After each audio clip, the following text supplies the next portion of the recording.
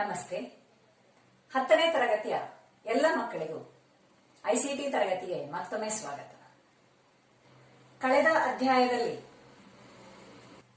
ನಾವು ಆನಿಮೇಷನ್ ಮಾಡುವುದು ಹೇಗೆ ಎಂಬುದನ್ನು ತಿಳ್ಕೊಂಡೆವು ಅಲ್ವಾ? ಆನಿಮೇಷನ್ ತಯಾರಿಸುವುದು ಹೇಗೆ ಎಂಬುದು ಸ್ಪಷ್ಟ ಆಗಿದೆ ಅಲ್ವಾ ನಿಮ್ಗೆ? ಸರಿ, ಹಾಗಿದ್ರೆ ಇಂದು ನೋಡಿ, ನಾನೊಂದು ಚಿತ್ರವನ್ನು ತೋರಿಸ್ತಾ ಇದ್ದೇನೆ. ಏನಿದು ಚಿತ್ರ ಹೇಳ್ಬೋದಾ?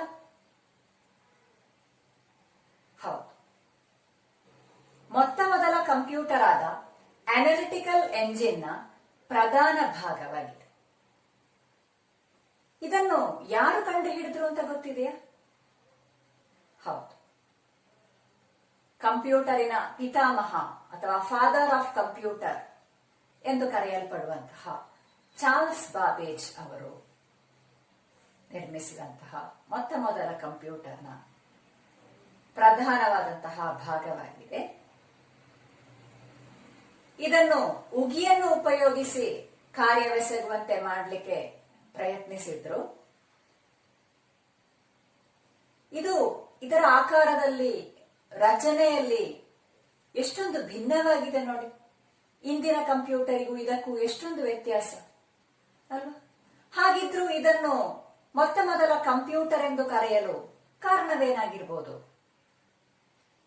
ಹೌದು, ಆಕಾರದಲ್ಲಿ, ರಚನೆಯಲ್ಲಿ ಭಿನ್ನವಾಗಿದ್ರೂ ಕೂಡ ಇಂದಿನ ಕಂಪ್ಯೂಟರ್ನ ಮೂಲಭೂತ ಆಶಯಗಳಲ್ಲಿ ಹಲವು ಆಶಯಗಳು ಸಮಾನವಾಗಿತ್ತು.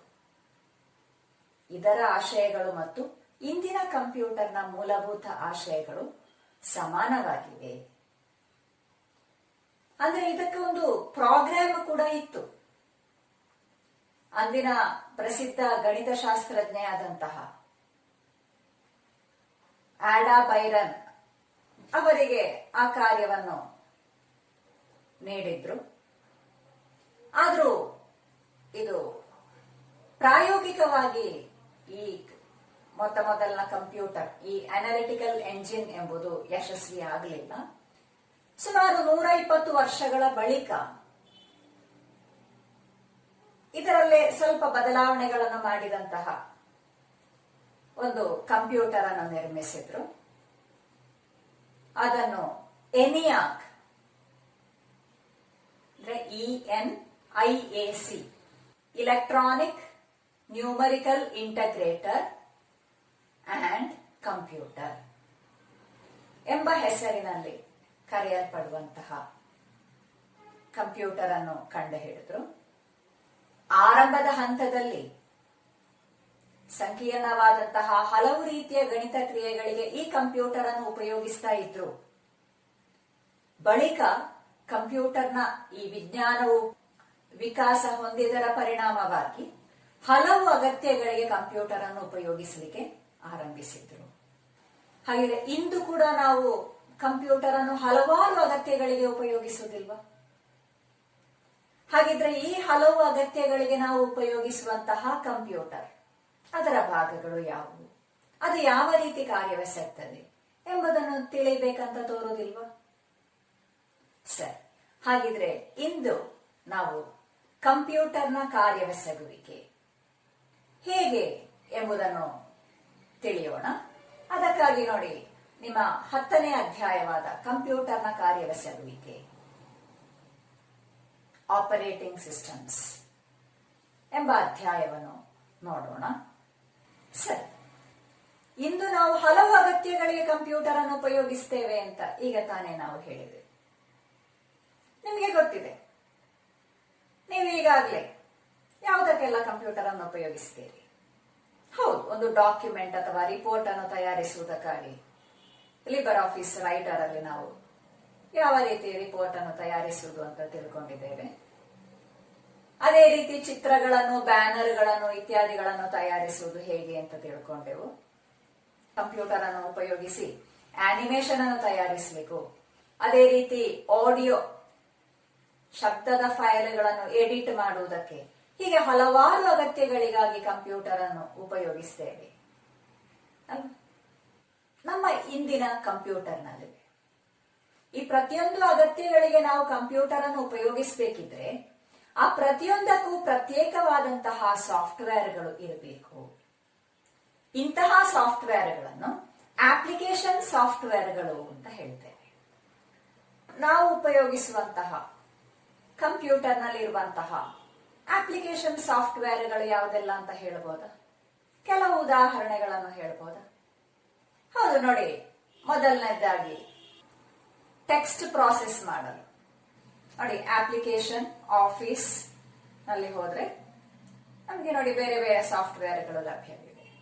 ಲಿಬರ್ ಆಫೀಸ್ ರೈಟರ್, ಆಪಿ ವರ್ಡ್ ಇತ್ಯಾದಿ. ಅದೇ ರೀತಿ ಒಂದು ಚಿತ್ರವನ್ನು ಎಡಿಟ್ ಮಾಡಲು ನೋಡಿ ಅಪ್ಲಿಕೇಶನ್ ಗ್ರಾಫಿಕ್ಸ್ ನಲ್ಲಿ ಇಂಕ್ಸ್ಕೇಪ್, ಜಿಂಪ್, ಹಾಗೆ ಹಲವಾರು ಸಾಫ್ಟ್ವೇರ್ಗಳಿವೆ ಅಲ್ವಾ? ಅದೇ ರೀತಿ ಒಂದು ಧ್ವನಿಯನ್ನು ಎಡಿಟ್ ಮಾಡಲು ಯಾವುದನ್ನು ಉಪಯೋಗಿಸ್ತೇವೆ? ಹೌದು, ಅಪ್ಲಿಕೇಶನ್ ಸೌಂಡ್ ಅಂಡ್ ವಿಡಿಯೋ, ಅದರಲ್ಲಿ ಒಡಾಸಿಟಿ ಎಂಬ ಸಾಫ್ಟ್ವೇರ್ ಅನ್ನು ನಾವು ಉಪಯೋಗಿಸ್ತೇವೆ ಅಲ್ವಾ? ಅದೇ ರೀತಿ ಆನಿಮೇಷನ್ ತಯಾರಿಸಲು ನೀವು ಈಗಾಗಲೇ ತಿಳಿದುಕೊಂಡಿದ್ದೀರಿ. ಹೌದು, ಅಪ್ಲಿಕೇಶನ್ ಗ್ರಾಫಿಕ್ಸ್ ನಲ್ಲಿ ಸಿನ್ಫಿಗ್ ಸ್ಟುಡಿಯೋ, 2P ಟ್ಯೂಬ್ ಡೆಸ್ಕ್ ಮೊದಲಾದಂತಹ ಸಾಫ್ಟ್ವೇರ್ಗಳನ್ನು ನಾವು ಉಪಯೋಗಿಸ್ತೇವೆ. ಅದೇ ರೀತಿ ಮಾಹಿತಿ ಸಂಗ್ರಹ ಮಾಡುವುದಕ್ಕಾಗಿ ಲಿಬರ್ ಆಫೀಸ್ ಬೇಸ್ ಅಲ್ವಾ? ಅಪ್ಲಿಕೇಶನ್ ಆಫೀಸ್, ಅದರಲ್ಲಿ ಲಿಬರ್ ಆಫೀಸ್ ಬೇಸ್ ಅನ್ನು ಉಪಯೋಗಿಸಿ ನಾವು ಮಾಡಿದ್ದೇವೆ. ಹೀಗೆ ಹಲವು ಅಗತ್ಯಗಳಿಗೆ ನಾವು ಹಲವು ಸಾಫ್ಟ್ವೇರ್ಗಳನ್ನು ಉಪಯೋಗಿಸ್ತೇವೆ. ಈ ಎಲ್ಲಾ ಸಾಫ್ಟ್ವೇರ್ಗಳು ಒಂದೇ ಕಂಪ್ಯೂಟರ್ನಲ್ಲಿವೆ ಅಲ್ವಾ? ಹಾಗಿದ್ರೆ ಈ ಹಲವು ಅಗತ್ಯಗಳಿಗೆ ಹಲವು ಸಾಫ್ಟ್ವೇರ್ಗಳನ್ನು ನಾವು ಉಪಯೋಗಿಸಬೇಕಿದ್ರೆ ಕಂಪ್ಯೂಟರಿನಲ್ಲಿ ಕೆಲವು ಸೌಕರ್ಯಗಳು ಅಗತ್ಯ ಇವೆ. ಏನೆಲ್ಲ ಸೌಕರ್ಯಗಳ ಅಗತ್ಯ ಇವೆ? ಹೌದು, ಈ ಹಲವಾರು ಸಾಫ್ಟ್ವೇರ್ಗಳಿದ್ರೆ ಸುಲಭದಲ್ಲಿ ಉಪಯೋಗಿಸಲಿಕ್ಕೆ ಸಾಧ್ಯ ಆಗುವ ರೀತಿಯಲ್ಲಿ ಆ ಸಾಫ್ಟ್ವೇರ್ಗಳನ್ನು ಕ್ರಮೀಕರಿಸಿದ್ರೆ ಉತ್ತಮ. ಅದೇ ರೀತಿ ಇನ್ನೊಂದು ಸೌಕರ್ಯ ಏನ್ ಬೇಕು? ಹೌದು, ನಾವು ಹಲವು ಸಾಫ್ಟ್ವೇರ್ಗಳಲ್ಲಿ ತಯಾರಿಸುವಂತಹ ಫೈಲ್ಗಳು ಹಲವು ರೀತಿಯ ಫೈಲ್ಗಳಾಗಿರ್ತವೆ, ಅಂದ್ರೆ ಹಲವು ಎಕ್ಸ್ಟೆನ್ಷನ್ ಇರುವಂತಹ ಫೈಲ್ಗಳಾಗಿರ್ತವೆ. ಆ ಫೈಲ್ಗಳನ್ನು ಪ್ರತ್ಯೇಕವಾಗಿ ಸೇವ್ ಮಾಡಿ ಸಂರಕ್ಷಿಸಬೇಕಿದ್ರೆ ಅದಕ್ಕೆ ಒಂದು ಪ್ರತ್ಯೇಕವಾದಂತಹ ಫೈಲ್ ಸಿಸ್ಟಮ್ ಅಥವಾ ಫೈಲ್ಗಳ ಕ್ರಮೀಕರಣ ಇರಬೇಕು ಅಲ್ವಾ? ಅದೇ ರೀತಿ ನಾವು ಕೀಬೋರ್ಡ್ಗಳನ್ನು ಉಪಯೋಗಿಸಿ ಟೆಕ್ಸ್ಟ್ಗಳನ್ನು ಟೈಪ್ ಮಾಡಿದ್ರೆ ಆ ಟೆಕ್ಸ್ಟ್ ಅನ್ನು ಪ್ರಾಸೆಸ್ ಮಾಡಲಿಕ್ಕಿರುವಂತಹ ಪ್ರೋಗ್ರಾಮ್, ಅವುಗಳೊಳಗೆ ಒಂದು ಹೊಂದಾಣಿಕೆ ಇರಬೇಕು. ಅದೇ ರೀತಿ ನಾವು ಒಂದು ಫೈಲ್ ಅನ್ನು ತಯಾರಿಸಿದ್ರೆ ಆ ಫೈಲ್ ಅನ್ನು ಪ್ರಿಂಟ್ ಮಾಡಬೇಕಿದ್ರೆ ಈ ಕಂಪ್ಯೂಟರ್ ಮತ್ತು ಆ ಪ್ರಿಂಟರ್ಗಳೊಳಗೆ ಒಂದು ಹೊಂದಾಣಿಕೆ ಇರಬೇಕು ಅಲ್ವಾ?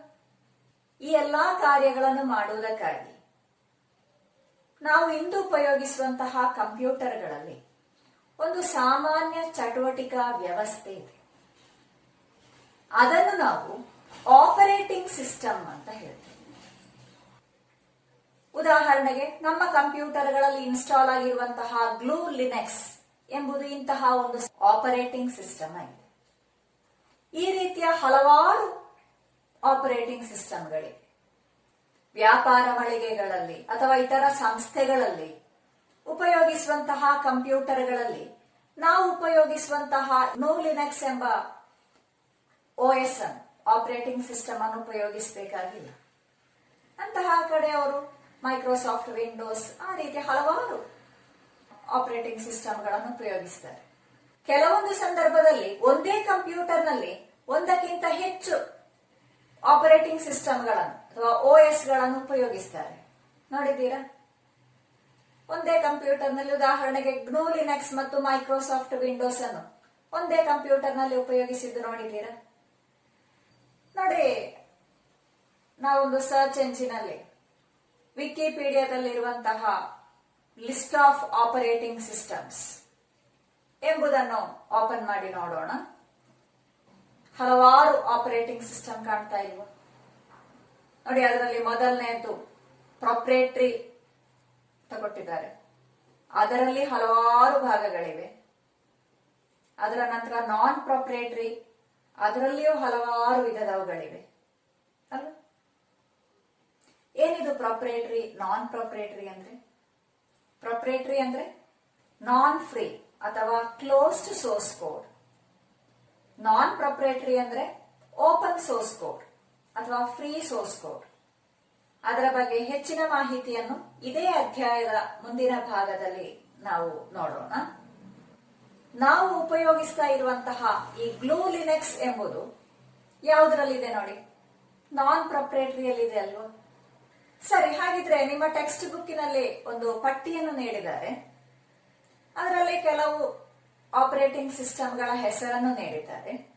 ಅದನ್ನು ತಯಾರಿಸಿದವರ ಯಾರು ಎಂಬುದನ್ನು ಈ ಲಿಸ್ಟ್ ಅನ್ನು ನೋಡಿ ಕಂಡು ಹಿಡಿದು ಬರೀಲಿಕ್ಕೆ ಹೇಳಿದ್ದಾರೆ. ಕಂಡು ಹಿಡಿಬಹುದಾ? ನೋಡಿ, ಮೊದಲನದು ಯೂನಿಕ್ಸ್. ಆ ಯೂನಿಕ್ಸ್ ಅನ್ನು ಅಮೆರಿಕಾದ ಬೆಲ್ ಲ್ಯಾಬೋರೇಟರೀಸ್ ಡೆನ್ನಿಸ್ ರಿಚ್ ಮತ್ತು ಥಾಮ್ಸನ್ ಎಂಬವರು ಕಂಡು ಹಿಡಿದರು. ಅದೇ ರೀತಿ BSD, ಅದು ಬರ್ಕ್ಲಿಯ ಕ್ಯಾಲಿಫೋರ್ನಿಯಾ ಯೂನಿವರ್ಸಿಟಿ ಅವರು ಕಂಡು ಹಿಡಿದ್ರು. ನಂತರ ನೋಡಿ ಮ್ಯಾಕ್ OS X, ಅದನ್ನು ಆಪಲ್ ಕಾರ್ಪೊರೇಷನ್ ಅವರು ಕಂಡು ಹಿಡಿದ್ರು ಅಲ್ವಾ? ಹಾಗೆ ಆಪರೇಟಿಂಗ್ ಸಿಸ್ಟಮ್ ಏನು ಎಂಬುದು ಸ್ಪಷ್ಟ ಆಯ್ತಲ್ಲ. ಹಾಗಿದ್ರೆ ಈ ಆಪರೇಟಿಂಗ್ ಸಿಸ್ಟಮ್ನ ಒಂದೊಂದೇ ಕಾರ್ಯಗಳು ಏನೆಲ್ಲ ಎಂಬುದನ್ನು ನೋಡೋಣ. ಮೊದಲನದ್ದು ನಾವು ಈಗಾಗಲೇ ನೋಡಿದ ಹಾಗೆ ವಿವಿಧ ಅಪ್ಲಿಕೇಶನ್ ಸಾಫ್ಟ್ವೇರ್ಗಳೊಳಗಿನ ಹೊಂದಾಣಿಕೆ. ಹಲವು ಅಪ್ಲಿಕೇಶನ್ ಸಾಫ್ಟ್ವೇರ್ಗಳನ್ನು ನಾವು ಈಗಾಗಲೇ ಉಪಯೋಗಿಸಿದ್ದೇವೆ. ಅದು ಎಲ್ಲಿ ಎಲ್ಲ ಇವೆ ಅಂತ ನಮಗೆ ಗೊತ್ತಿದೆ ಅಲ್ವಾ? ಒಂದು ಕಂಪ್ಯೂಟರ್ನಲ್ಲಿರುವಂತಹ ಹಲವು ಅಪ್ಲಿಕೇಶನ್ ಸಾಫ್ಟ್ವೇರ್ಗಳನ್ನು ನಮ್ಮ ಉಪಯೋಗಕ್ಕಾಗಿ ಒಂದು ಪ್ರತ್ಯೇಕವಾದ ಕ್ರಮದಲ್ಲಿ ಕ್ರಮೀಕರಿಸಿರ್ತಾರೆ. ಅದಕ್ಕಾಗಿ ಆಪರೇಟಿಂಗ್ ಸಿಸ್ಟಮ್ ಒದಗಿಸುವ ವ್ಯವಸ್ಥೆಯನ್ನು ನಾವು ಮೆನು ಅಂತ ಹೇಳ್ತೇವೆ. ನೋಡಿ, ನಮ್ಮ ಅಪ್ಲಿಕೇಶನ್ಸ್ ಎಂಬುದು ನಮ್ಮ ಡೆಸ್ಕ್ಟಾಪಿನಲ್ಲಿರುವಂತಹ ಪ್ರಧಾನ ಮೆನು. ಅದರಲ್ಲಿ ಹಲವಾರು ಸಬ್ ಮೆನುಗಳಿವೆ ಅಲ್ವಾ? ಅಪ್ಲಿಕೇಶನ್ ಅಲ್ಲಿ ಆಕ್ಸೆಸರೀಸ್ ಅಲ್ಲಿ ಹಲವಾರು, ಎಜುಕೇಶನ್ ಅಲ್ಲಿ ಹಲವಾರು ಇದೆ. ಅದೇ ರೀತಿ ಗ್ರಾಫಿಕ್ಸ್, ಆಫೀಸ್, ಆ ರೀತಿ ಹಲವಾರು ಸಬ್ ಮೆನುಗಳಿವೆ ಅಲ್ವಾ? ನಾವು ಈಗಾಗಲೇ ತಿಳಿದುಕೊಂಡ ಪ್ರಕಾರ ನಮಗೆ ಬೇಕಾದಂತಹ ಸಾಫ್ಟ್ವೇರ್ ಅನ್ನು ಈ ಅಪ್ಲಿಕೇಶನ್ಸ್ ನಲ್ಲಿ, ಉದಾಹರಣೆಗೆ ಗ್ರಾಫಿಕ್ಸ್ ನಲ್ಲಿ ಇಂಕ್ಸ್ಕೇಪ್ ಎಂಬ ರೀತಿಯಲ್ಲಿ ನಾವು ಓಪನ್ ಮಾಡ್ತಾ ಇದ್ದೆವು. ಈ ರೀತಿ ಈ ಮೆನು ಇಲ್ಲದಿದ್ರೆ ನಮಗೆ ಈ ಸಾಫ್ಟ್ವೇರ್ ಅನ್ನು ಉಪಯೋಗಿಸಲಿಕ್ಕೆ ಸಾಧ್ಯ ಇಲ್ವಾ? ನೋಡೋಣ. ನೋಡಿ, ಅಪ್ಲಿಕೇಶನ್, ಗ್ರಾಫಿಕ್ಸ್, ಇಂಕ್ಸ್ಕೇಪ್. ಆ ಇಂಕ್ಸ್ಕೇಪ್ ಎಂಬುದನ್ನು ಕ್ಲಿಕ್ ಮಾಡಿ ಓಪನ್ ಮಾಡುವುದರ ಬದಲು ಕ್ಲಿಕ್ ಮಾಡಿ ಡ್ರ್ಯಾಗ್ ಮಾಡಿ ಡೆಸ್ಕ್ ಟಾಪಿನ ಮೇಲೆ ತಂದು ಇಟ್ಟು ನೋಡೋಣ. ಏನ್ ಕಾಣಿಸ್ತದೆ? inkscape.desktop ಅಂತ ಒಂದು ಫೈಲ್ ಕಾಣ್ತದಲ್ಲ? ಹೌದು. ಇನ್ನು ಆ ಫೈಲ್ ನ ಮೇಲೆ, inkscape.desktop ಎಂಬ ಫೈಲ್ ನ ಮೇಲೆ ಡಬಲ್ ಕ್ಲಿಕ್ ಮಾಡಿ ಏನ್ ಕಾಣಿಸ್ತದೆ? ಹೌದು, ಅಲ್ಲಿ ಒಂದು ವಿಂಡೋ ಬಂದಿದೆ. ಅಲ್ಲಿ ಟ್ರಸ್ಟ್ ಅಂಡ್ ಲಾಂಚ್ ಅಂತ ಕಾಣ್ತದ? ಆ ಟ್ರಸ್ಟ್ ಅಂಡ್ ಲಾಂಚ್ ಗೆ ಒಮ್ಮೆ ಕ್ಲಿಕ್ ಮಾಡಿ. ಅದೇನಾಯ್ತು ನೋಡಿ? ಹೌದು, ಇಂಕ್ಸ್ಕೇಪ್ ಓಪನ್ ಆಗಿ ಬಂತಲ್ಲ. ಇನ್ನು ಇಂಕ್ಸ್ಕೇಪ್ ಅನ್ನು ಕ್ಲೋಸ್ ಮಾಡೋಣ. ಈಗ ಏನ್ ಕಾಣ್ತದೆ ನೋಡಿ ಡೆಸ್ಕ್ಟಾಪ್ ಅಲ್ಲಿ? ಹೌದು, ಆ inkscape.desktop ಎಂಬಲ್ಲಿ ಈಗ ಇಂಕ್ಸ್ಕೇಪಿನ ಐಕನ್ ಕಾಣ್ತಾ ಇದೆ ಅಲ್ವಾ? ಇದನ್ನು ನಾವು ಲಾಂಚರ್ ಅಂತ ಹೇಳ್ತೇವೆ. ಹಾಗಿದ್ರೆ ಅಪ್ಲಿಕೇಶನ್, ಗ್ರಾಫಿಕ್ಸ್, ಇಂಕ್ಸ್ಕೇಪ್ ಅಂತ ಓಪನ್ ಮಾಡುವುದರ ಬದಲು ನಮ್ಗೆ ಹೇಗೆ ಓಪನ್ ಮಾಡಿದರೆ ಸಾಕು? ಈ ಐಕನ್ಗೆ ಕ್ಲಿಕ್ ಮಾಡಿ ಓಪನ್ ಮಾಡ್ಲಿಕ್ಕೆ ಸಾಧ್ಯ ಆಗ್ತದ ನೋಡಿ? ಹೌದು, ಆ ಐಕನ್ಗೆ ಡಬಲ್ ಕ್ಲಿಕ್ ಮಾಡಿ ನಮಗೆ ಅದನ್ನು ಓಪನ್ ಮಾಡ್ಲಿಕ್ಕೆ ಸಾಧ್ಯ ಆಗ್ತದೆ ಅಲ್ವಾ? ಹಾಗಿದ್ರೆ ನಮ್ಮ ಅಪ್ಲಿಕೇಶನ್ಸ್ ಮೆನು ಇಲ್ಲದಿದ್ರು ನಮಗೆ ಈ ರೀತಿ ಐಕನ್ ಅನ್ನು ಕ್ಲಿಕ್ ಮಾಡಿ ನಮಗೆ ಬೇಕಾದಂತಹ ಸಾಫ್ಟ್ವೇರ್ ಅನ್ನು ಓಪನ್ ಮಾಡ್ಲಿಕ್ಕೆ ಸಾಧ್ಯ ಆಗ್ತದೆ ಅಂತ ಆಯ್ತು ಅಲ್ವಾ? ಬೇಕಿದ್ರೆ ನಾವು ಇನ್ನೊಂದು ಉದಾಹರಣೆಯನ್ನು ನೋಡೋಣ. ಅಪ್ಲಿಕೇಶನ್, ಪ್ರೋಗ್ರಾಮಿಂಗ್, ಅದರಲ್ಲಿ ಸ್ಕ್ರಾಚ್. ಅದನ್ನು ನಾನು ಡ್ರ್ಯಾಗ್ ಮಾಡಿ ಡೆಸ್ಕ್ಟಾಪಿಗೆ ತರ್ತಾ ಇದ್ದೇನೆ. Double click, trust and launch. ಹಾಗೆ ನೋಡಿ, 8ನೇ ತರಗತಿಯಲ್ಲಿ ನೀವು ಕಲ್ತಂತಹ ಸ್ಕ್ರಾಚ್ ಅದರ ಸ್ಪ್ರೈಟಿನ ಚಿತ್ರ ಇಲ್ಲಿ ಐಕನ್ ಆಗಿ ಕಾಣ್ತಾ ಇದೆ ಅಲ್ಲ. ಹಾಗಿದ್ರೆ ಆ ಸ್ಕ್ರಾಚ್ ಎಂಬ ಪ್ರೋಗ್ರಾಮಿಂಗ್ ಸಾಫ್ಟ್ವೇರ್ ಅನ್ನು ಓಪನ್ ಮಾಡುವುದಕ್ಕಾಗಿ ನಮಗೆ ಈ ಐಕನ್ ಅನ್ನು ಉಪಯೋಗಿಸಬಹುದು.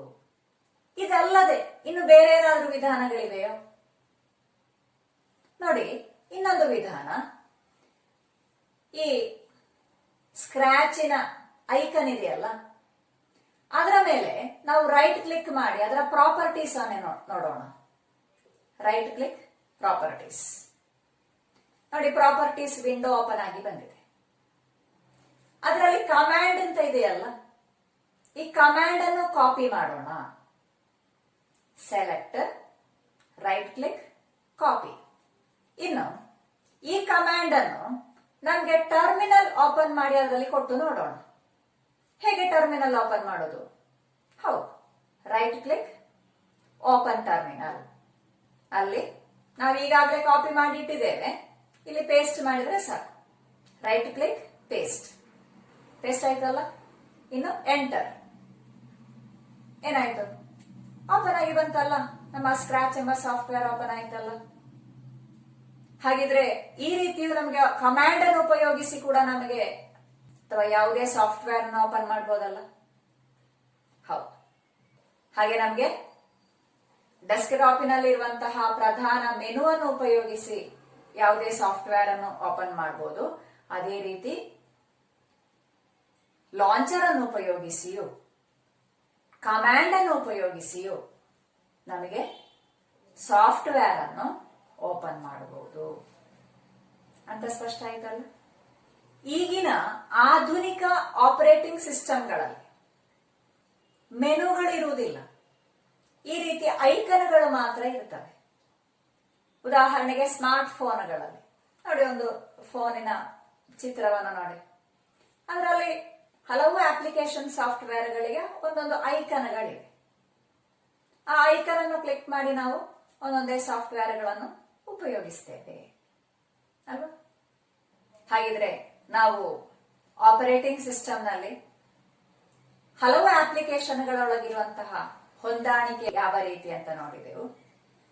ಇನ್ನು ಮುಂದಿನದ್ದು ಹಲವು ಘಟಕಗಳೊಂದಿಗೆ ಯಾವ ರೀತಿ ಹೊಂದಾಣಿಕೆ ಇದೆ ಎಂಬುದನ್ನು ನೋಡೋಣ.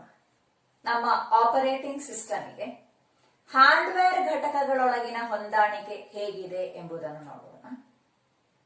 ಉದಾಹರಣೆಗೆ ನಾವೊಂದು ಪ್ರಿಂಟರ್ ಅನ್ನು ಒಂದು ಕಂಪ್ಯೂಟರಿಗೆ ಜೋಡಿಸಿದ್ರೆ, ಹೊಸತಾದ ಒಂದು ಪ್ರಿಂಟರ್ ಅಂತ ಇಟ್ಕೊಳ್ಳಿ, ಅದನ್ನು ತಂದು ನೇರವಾಗಿ ಕಂಪ್ಯೂಟರಿಗೆ ಜೋಡಿಸಿ ನಮಗೆ ನಮ್ಮ ಕಂಪ್ಯೂಟರ್ ನಲ್ಲಿರುವಂತಹ ಫೈಲಿನ ಪ್ರಿಂಟ್ ತೆಗಿಲಿಕ್ಕೆ ಸಾಧ್ಯ ಆಗ್ಬೋದಾ? ಇಲ್ಲ. ಯಾಕೆ? ಹೌದು, ನಾವು ಜೋಡಿಸಿದಂತಹ ಆ ಪ್ರಿಂಟರ್ ಯಾವ ರೀತಿ ಕಾರ್ಯವೆಸಗಬೇಕು, ಅದನ್ನು ಹೇಗೆ ನಿಯಂತ್ರಿಸಬೇಕು ಎಂಬುದು ನಮ್ಮ ಕಂಪ್ಯೂಟರ್ನ ಆಪರೇಟಿಂಗ್ ಸಿಸ್ಟಮ್ಗೆ ತಿಳಿಬೇಡುವ. ಹೌದು, ಅದಕ್ಕಾಗಿ ನಾವು ಯಾವುದೇ ಪ್ರಿಂಟರ್ ಅನ್ನು ಖರೀದಿಸುವಾಗ ಅದರ ಜೊತೆಗೆ ಒಂದು ಡ್ರೈವರ್ ಅಂತ ಲಭಿಸ್ತದೆ. ಡ್ರೈವರ್ ಅಂದ್ರೆ ಆ ಪ್ರಿಂಟರ್ ಯಾವ ರೀತಿ ಕಾರ್ಯವೆಸಗಬೇಕು ಎಂಬುದರ ಸಾಫ್ಟ್ವೇರ್ ಅನ್ನು ನಾವು ಅದರ ಡ್ರೈವರ್ ಅಂತ ಹೇಳ್ತೇವೆ. ಆ ಡ್ರೈವರ್ ಅನ್ನು ನಮ್ಮ ಕಂಪ್ಯೂಟರ್ ನಲ್ಲಿ ಇನ್ಸ್ಟಾಲ್ ಮಾಡಿದ್ರೆ ಆ ಪ್ರಿಂಟರ್ ಯಾವ ರೀತಿ ಕಾರ್ಯವೆಸಗಬೇಕು ಎಂಬ ಮಾಹಿತಿ ನಮ್ಮ ಆಪರೇಟಿಂಗ್ ಸಿಸ್ಟಮ್ ನೊಂದಿಗೆ ಹೊಂದಾಣಿಕೆ ಆಗ್ತದೆ. ಆಗ ನಮ್ಮ ಆಪರೇಟಿಂಗ್ ಸಿಸ್ಟಮ್ಗೆ ಆ ಪ್ರಿಂಟರ್ ಅನ್ನು ನಿಯಂತ್ರಿಸಲಿಕ್ಕೆ ಸಾಧ್ಯ ಆಗ್ತದೆ. ಅದು ಯಾವ ರೀತಿ ವರ್ತಿಸಬೇಕು ಅಂತ ನಿಯಂತ್ರಿಸಲಿಕ್ಕೆ ಸಾಧ್ಯ ಆಗ್ತದೆ. ಸಾಧಾರಣ ಈ ಡ್ರೈವರ್ಗಳು ಒಂದು ಸಿಡಿಯಲ್ಲಿ ಲಭಿಸ್ತದೆ. ಇನ್ನು ಹೊಸ ಪ್ರಿಂಟರ್ ಅಲ್ಲ, ಆ ಡ್ರೈವರ್ ಸಿಡಿ ಇಲ್ಲ ಅಂದ್ರೆ ನಮಗೆ ಯಾವ ಕಂಪನಿಯ ಯಾವ ಮಾಡೆಲ್ನ ಪ್ರಿಂಟರ್ ಅಂತ ಗೊತ್ತಿದ್ರೆ ನಮಗೆ ಆ ಡ್ರೈವರ್ ಸಾಫ್ಟ್ವೇರ್ ಅನ್ನು ಡೌನ್ಲೋಡ್ ಮಾಡಿ ಇನ್ಸ್ಟಾಲ್ ಮಾಡಲಿಕ್ಕೂ ಸಾಧ್ಯ ಆಗ್ತದೆ. ಸರಿ, ಹಾಗಿದ್ರೆ ಮುಂದಿನದ್ದು ಆಪರೇಟಿಂಗ್ ಸಿಸ್ಟಮ್ ನಲ್ಲಿರುವ ಫೈಲ್ಗಳ ಕ್ರಮೀಕರಣ ಅಥವಾ ಫೈಲ್ ಸಿಸ್ಟಮ್ ಹೇಗೆ ಎಂಬುದನ್ನು ನೋಡೋಣ. ಉದಾಹರಣೆಗೆ ನಾವು ಒಂದು ಫೈಲ್ ಅನ್ನು ಕಂಪ್ಯೂಟರ್ನಲ್ಲಿ ಸೇವ್ ಮಾಡುವಾಗ ಆ ಫೈಲಿನ ಕುರಿತಾಗಿ ಯಾವೆಲ್ಲ ಮಾಹಿತಿಗಳು ಆ ಕಂಪ್ಯೂಟರ್ನಲ್ಲಿ ಸೇವ್ ಮಾಡಲ್ಪಟ್ಟಿದೆ ಅಂತ ನೋಡಿದ್ದೀರಾ ನೀವು? ನೋಡಿ, ನಮ್ಮ ಕಂಪ್ಯೂಟರ್ನಲ್ಲಿ ಸೇವ್ ಮಾಡಿದಂತಹ ಒಂದು ಫೈಲ್ನ ಪ್ರಾಪರ್ಟೀಸ್ ಅನ್ನು ನೋಡೋಣ. ಆ ಫೈಲ್ನ ಮೇಲೆ ರೈಟ್ ಕ್ಲಿಕ್, ಪ್ರಾಪರ್ಟೀಸ್ ತೆಗೆದು ನೋಡಿದಾಗ ಏನ್ ಕಾಣಿಸ್ತಾ ಇದೆ ನೋಡಿ? ಫೈಲ್ನ ಹೆಸರು, ಫೈಲ್ನ ಲೊಕೇಶನ್ ಎಲ್ಲಿದೆ, ಮತ್ತು ಫೈಲ್ನ ಫಾರ್ಮ್ಯಾಟ್, ಯಾವ ಫಾರ್ಮ್ಯಾಟಿನ ಫೈಲ್, ಮತ್ತು ಫೈಲ್ನ ಸೈಜ್ ಎಷ್ಟಿದೆ ಇತ್ಯಾದಿ ಮಾಹಿತಿಗಳು ಅದರಲ್ಲಿ ಕಾಣಿಸುವುದಿಲ್ವಾ? ಹಾಗಿದ್ರೆ ನಾವು ಯಾವುದೇ ಫೈಲ್ ಅನ್ನು ಸೇವ್ ಮಾಡುವಾಗ ಅದು ಯಾವ ರೀತಿಯ ಫೈಲ್, ಎಲ್ಲಿ ಸೇವ್ ಮಾಡಲ್ಪಡಬೇಕು ಎಂಬ ರೀತಿ ತೀರ್ಮಾನಿಸಿ ಸೇವ್ ಮಾಡೋದು ನಮ್ಮ ಕಂಪ್ಯೂಟರ್ನಲ್ಲಿರುವಂತಹ ಆಪರೇಟಿಂಗ್ ಸಿಸ್ಟಮ್ ಆಗಿದೆ. ನಾವು ಎಲ್ಲ ವಿಷಯಗಳನ್ನು ನಾವು ನೀಡಿದ್ದೇವೆ. ನಾವು ಫೈಲಿಗೆ ಹೆಸರು ಕೊಡ್ತೇವೆ ಅಲ್ವ? ಕೆಲವೊಮ್ಮೆ ನಾವು ಯಾವ ಫಾರ್ಮ್ಯಾಟ್ ಅಂತ ಸೆಲೆಕ್ಟ್ ಮಾಡ್ತೇವೆ, ಅದರ ಫೈಲ್ ಸೈಜ್ ಇತ್ಯಾದಿ ಎಲ್ಲಾ ವಿಷಯಗಳನ್ನು ನಾವು ಅದಕ್ಕೆ ನೀಡ್ತೇವಾ? ಇಲ್ಲ. ಆ ವಿಷಯಗಳನ್ನು ಯಾವುದು ನೀಡ್ತದೆ? ನಮ್ಮ ಆಪರೇಟಿಂಗ್ ಸಿಸ್ಟಮ್ ಅದಕ್ಕೆ ನೀಡ್ತದೆ ಅಲ್ವಾ? ಹಾಗಿದ್ರೆ ಈ ಆಪರೇಟಿಂಗ್ ಸಿಸ್ಟಮ್ ಈ ಫೈಲ್ಗಳನ್ನು ಸೇವ್ ಮಾಡ್ತದೆ. ಎಲ್ಲಿ ಸೇವ್ ಮಾಡ್ತದೆ? ಹೌದು, ಕಂಪ್ಯೂಟರ್ನ ಭಾಗವಾದಂತಹ ಹಾರ್ಡ್ ಡಿಸ್ಕಿನಲ್ಲಿ ಸೇವ್ ಮಾಡ್ತದೆ. ಹಾರ್ಡ್ ಡಿಸ್ಕಿನ ಚಿತ್ರವನ್ನು ಗಮನಿಸಿದ್ರ? ಸರಿ, ಕಂಪ್ಯೂಟರ್ನ ಹಾರ್ಡ್ ಡಿಸ್ಕ್ ಎಂಬುದು ಹಿಂದಿನ ಕಂಪ್ಯೂಟರ್ಗಳಲ್ಲಿ ಅಥವಾ ಕೆಲವು ಕಂಪ್ಯೂಟರ್ಗಳಲ್ಲಿ ಸುಮಾರು 500 GB ಯಷ್ಟು ಸ್ಟೋರೇಜ್ ಕೆಪಾಸಿಟಿ ಇರುವಂತಹ ಹಾರ್ಡ್ ಡಿಸ್ಕ್ಗಳಾಗಿರ್ತವೆ. ಆದರೆ ಈಗಿನ ಸಾಧಾರಣ ಹೆಚ್ಚಿನ ಲ್ಯಾಪ್ಟಾಪ್ಗಳಲ್ಲಿ 1000 GB, ಒಂದು ಟಿಬಿ, GB ಅಲ್ಲ ಟಿಬಿ, ಟೆರಾಬೈಟ್ ಸ್ಟೋರೇಜ್ ಕೆಪಾಸಿಟಿ ಇರುವವುಗಳಾಗಿವೆ. ಹಾಗಿದ್ರೆ ಈ ಇಷ್ಟೊಂದು ಸ್ಟೋರೇಜ್ ಕೆಪಾಸಿಟಿಯಲ್ಲಿ ನಮ್ಮ ಫೈಲ್ ಹೇಗೆ ಎಲ್ಲಿ ಸೇವ್ ಮಾಡಲ್ಪಡಬೇಕು ಎಂಬುದನ್ನು ತೀರ್ಮಾನಿಸುವಂತದ್ದು ನಮ್ಮ ಆಪರೇಟಿಂಗ್ ಸಿಸ್ಟಮ್ ಆಗಿದೆ. ಅದಕ್ಕಾಗಿ ಈ ಹಾರ್ಡ್ ಡಿಸ್ಕ್ ಅನ್ನು ಹಲವು ಬ್ಲಾಕ್ಗಳಾಗಿ ಅದು ಕ್ರಮೀಕರಿಸುತ್ತದೆ. ಹಾಗೆ ಈ ಹಾರ್ಡ್ ಡಿಸ್ಕ್ ಅನ್ನು ಹಲವು ಭಾಗಗಳಾಗಿ ಕ್ರಮೀಕರಿಸಿ ಅದಕ್ಕೊಂದೊಂದು ಹೆಸರುಗಳನ್ನು ಅಂದ್ರೆ ಅಡ್ರೆಸ್ಗಳನ್ನು ನೀಡುತ್ತದೆ. ಅದನ್ನು ನಾವು ಫಾರ್ಮ್ಯಾಟಿಂಗ್ ಅಂತ ಹೇಳ್ತೇವೆ. ಈ ಫಾರ್ಮ್ಯಾಟಿಂಗ್ ಮಾಡುವಂತದ್ದು ಈ ಆಪರೇಟಿಂಗ್ ಸಿಸ್ಟಮ್ ಆಗಿದೆ.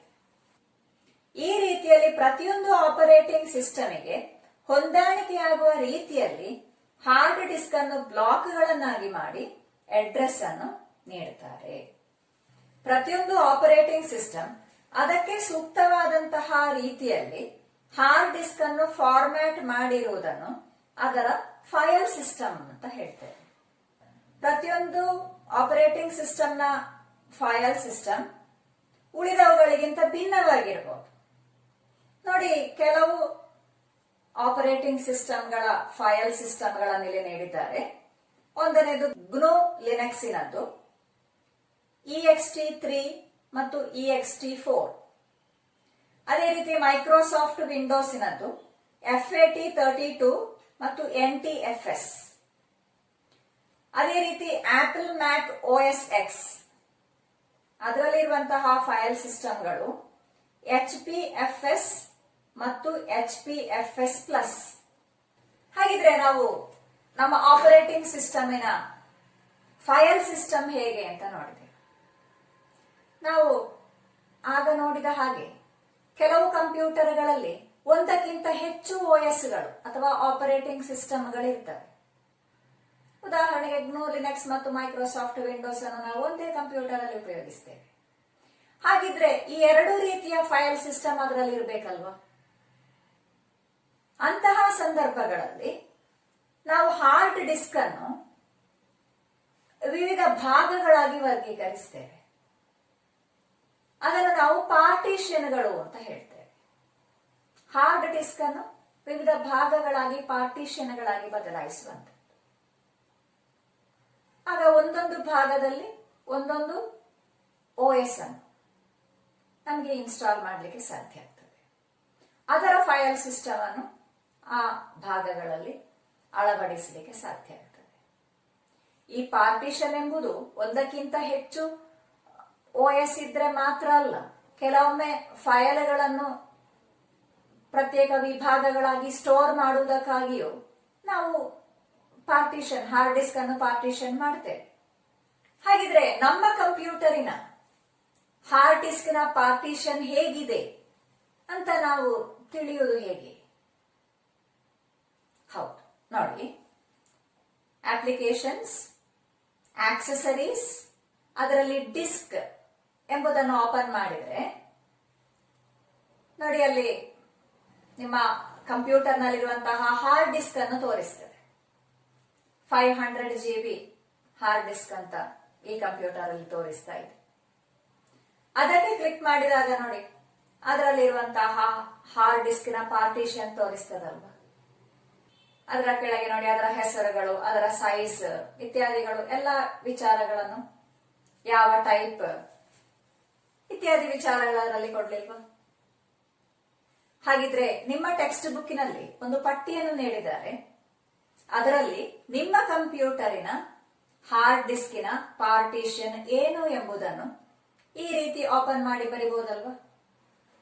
ಓಪನ್ ಮಾಡೋದು ಹೇಗೆ? ಅಪ್ಲಿಕೇಶನ್, ಆಕ್ಸೆಸರೀಸ್, ಡಿಸ್ಕ್ ಎಂಬುದಕ್ಕೆ ಕ್ಲಿಕ್ ಮಾಡಿದಾಗ ಓಪನ್ ಆಗಿ ಬರುವಂತಹ ವಿಂಡೋವಿನಲ್ಲಿ ಹಾರ್ಡ್ ಡಿಸ್ಕ್ ಎಂಬುದಕ್ಕೆ ಕ್ಲಿಕ್ ಮಾಡಿದ್ರೆ ನಮ್ಮ ಕಂಪ್ಯೂಟರ್ ನಲ್ಲಿರುವ ಹಾರ್ಡ್ ಡಿಸ್ಕಿನ ಪಾರ್ಟಿಷನ್ಗಳು ಕಾಣಿಸ್ತವೆ. ಅದರಲ್ಲಿ ಪ್ರತಿಯೊಂದರ ಪಾರ್ಟಿಷನ್ ನ ಸೈಜ್, ಅಡ್ರೆಸ್, ಫೈಲ್ ಸಿಸ್ಟಮ್ ಯಾವುದು ಎಂಬುದನ್ನು ಬರೀಬಹುದಲ್ಲ. ಸಾಮಾನ್ಯವಾಗಿ ಒಂದು ಗ್ನೂ ಲಿನಕ್ಸ್ ಆಪರೇಟಿಂಗ್ ಸಿಸ್ಟಮ್ ನಲ್ಲಿ 3 ಪಾರ್ಟಿಷನ್ಗಳು ಬೇಕಾಗ್ತವೆ. ಮೊದಲನೆಯದ್ದು ರೂಟ್, ಅಂದ್ರೆ ಆ ಆಪರೇಟಿಂಗ್ ಸಿಸ್ಟಮಿನ ಪ್ರೋಗ್ರಾಮ್ ಅನ್ನು ಸಂರಕ್ಷಿಸುವುದಕ್ಕಾಗಿ ಒಂದು ವಿಭಾಗ, ಅಂದ್ರೆ ಒಂದು ಪಾರ್ಟಿಷನ್. ಮತ್ತೊಂದು ಪಾರ್ಟಿಷನ್ ಅದರ ಹೋಮ್, ಅಂದ್ರೆ ಆ ಕಂಪ್ಯೂಟರ್ ಅನ್ನು ಉಪಯೋಗಿಸುವವರು, ಅಂದ್ರೆ ಅದರ ಬಳಕೆದಾರರು ಸೇವ್ ಮಾಡುವಂತಹ ಫೈಲ್ಗಳನ್ನು ಸಂರಕ್ಷಿಸಿ ಇಡ್ಲಿಕ್ಕಿರುವಂತಹ ಸ್ಥಳ, ಅದು ಹೋಮ್. ಮೂರನೆಯದ್ದು ಸ್ವ್ಯಾಪ್. ಏನು ಸ್ವ್ಯಾಪ್ ಅಂದ್ರೆ? ಹೌದು, ಅತಿವೇಗ ಫೈಲ್ ಸಿಸ್ಟಮ್ ಮಾಹಿತಿಗಳನ್ನು ತಾತ್ಕಾಲಿಕವಾಗಿ ಸಂರಕ್ಷಿಸಲು, ಆ ಕ್ರಿಯೆ ಜರುಗುವಂತಹ ಸಂದರ್ಭದಲ್ಲಿ ತಾತ್ಕಾಲಿಕವಾಗಿ ಸಂರಕ್ಷಿಸಲಿಕ್ಕೆ ಇರುವಂತಹ ಸ್ಥಳ ಎಂಬುದು ಸ್ವ್ಯಾಪ್ ಆಗಿದೆ. ಇದರಲ್ಲಿ ನಮ್ಮ ಆಪರೇಟಿಂಗ್ ಸಿಸ್ಟಮ್ ಕಾರ್ಯವೆಸಗಬೇಕಿದ್ರೆ ಹೋಮ್ ಇಲ್ಲದಿದ್ರೂ ಕಾರ್ಯವೆಸಗಬಹುದು. ರೂಟ್ ಮತ್ತು ಸ್ವ್ಯಾಪ್ ಇದ್ರೆ ಆ ಆಪರೇಟಿಂಗ್ ಸಿಸ್ಟಮ್ ಕಾರ್ಯವೆಸಗಬಹುದು. ಕಾರ್ಯವೆಸಗಿದ ಬಳಿಕ ಸೇವ್ ಮಾಡಿದಂತಹ ಫೈಲ್ ಆಗಿದೆ ಹೋಮಿಗೆ ಹೋಗುವಂತದ್ದು ಅಲ್ವಾ? ಹಾಗಿದ್ರೆ ನಮ್ಮ ಕಂಪ್ಯೂಟರಿನ ಹಾರ್ಡ್ ಡಿಸ್ಕ್ ಪಾರ್ಟಿಷನ್ ಅನ್ನು ಕಂಡುಹಿಡಿಯುವುದು ಹೇಗೆ ಅಂತ ಸ್ಪಷ್ಟ ಆಯ್ತಲ್ವಾ? ಸರಿ, ಹಾಗಿದ್ರೆ ನಾವು ಇಂದಿನ ತರಗತಿಯಲ್ಲಿ ನಮ್ಮ ಕಂಪ್ಯೂಟರ್ ನಲ್ಲಿರುವಂತಹ ಅಪ್ಲಿಕೇಶನ್ ಸಾಫ್ಟ್ವೇರ್ಗಳು ಯಾವುದೆಲ್ಲ, ಕಂಪ್ಯೂಟರಿನ ಆಪರೇಟಿಂಗ್ ಸಿಸ್ಟಮ್ ಅಂದ್ರೆ ಏನು, ಆ ಆಪರೇಟಿಂಗ್ ಸಿಸ್ಟಮ್ಗೆ ಇರುವಂತಹ ವಿವಿಧ ಹೊಂದಾಣಿಕೆಗಳು, ಅಪ್ಲಿಕೇಶನ್ ಸಾಫ್ಟ್ವೇರ್ಗಳೊಂದಿಗಿರುವ ಹೊಂದಾಣಿಕೆ, ವಿವಿಧ ಹಾರ್ಡ್ವೇರ್ ಘಟಕಗಳೊಂದಿಗಿರುವ ಹೊಂದಾಣಿಕೆ, ಅದೇ ರೀತಿ ಅದರಲ್ಲಿರುವಂತಹ ಫೈಲ್ ಸಿಸ್ಟಮ್, ಅದೇ ರೀತಿ ಹಾರ್ಡ್ ಡಿಸ್ಕ್ ಪಾರ್ಟಿಷನ್ ಇತ್ಯಾದಿ ಏನು, ಹೇಗೆ ಎಂಬುದು ಸ್ಪಷ್ಟ ಆಯ್ತಲ್ವಾ? ಹಾಗಿದ್ರೆ ಇದಕ್ಕೆ ಸಂಬಂಧಪಟ್ಟು ಒಂದು ಪ್ರಶ್ನೆಯನ್ನು ಗಮನಿಸಿ. ಚಾರ್ಲ್ಸ್ ಬಾಬೇಜ್ ತಯಾರಿಸಲು ಪ್ರಯತ್ನಿಸಿದ ಮೊತ್ತಮೊದಲ ಕಂಪ್ಯೂಟರ್ ಎಂದು ಕರೆಯಲ್ಪಡುವ ಯಂತ್ರದ ಹೆಸರೇನು? Name the machine which Charles Babbage had tried to build and which is known as the first computer. Options: A. Analytical engine, B. Unix, C. ENIAC, D. BCD. ಕಾರ್ಯಾಚರಿಸುವ ಹಾಗೂ ಆಧುನಿಕ ಕಂಪ್ಯೂಟರಿನ ಎಲ್ಲ ಆಶಯಗಳನ್ನು ಒಳಗೊಳ್ಳುವಂತೆ ತಯಾರಿಸಿದ ಮೊದಲ ಕಂಪ್ಯೂಟರ್ ಯಾವುದು? What is the name of the first working computer which integrates all the basic concepts of a modern computer? Options: A. ENIAC, B. Unix, C. BCD, D. Analytical Engine. ಸರಿ, ಈ ಪ್ರಶ್ನೆಯ ಉತ್ತರವನ್ನು ಕಂಡುಹಿಡಿದು ಮುಂದಿನ ತರಗತಿಗೆ ರೆಡಿಯಾಗಿರ್ತೀರಲ್ಲ? ಹಾಗಿದ್ರೆ ಮುಂದಿನ ತರಗತಿಯಲ್ಲಿ ಭೇಟಿಯಾಗೋಣ. Thank you.